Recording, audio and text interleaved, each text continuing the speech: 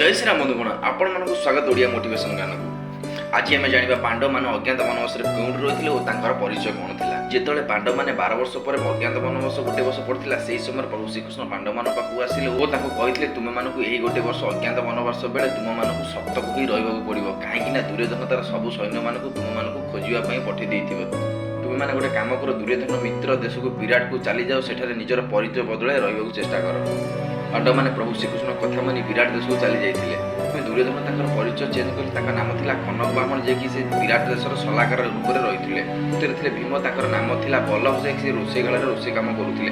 नकुल नाम गस्तिक से घोड़ाशाला रक्षणाबेक्षण करुले।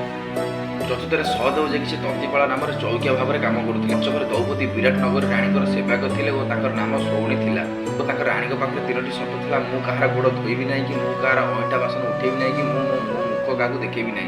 विराट देश राणी वचन रखी आपण मैंने तो जानिले पांडव मान अज्ञातवास बेले से क्यों रोते परिचय कौन था। आपण मानक जब वीडियो भल लगे चैनल को सब्सक्राइब और वीडियो को लाइक कर दे।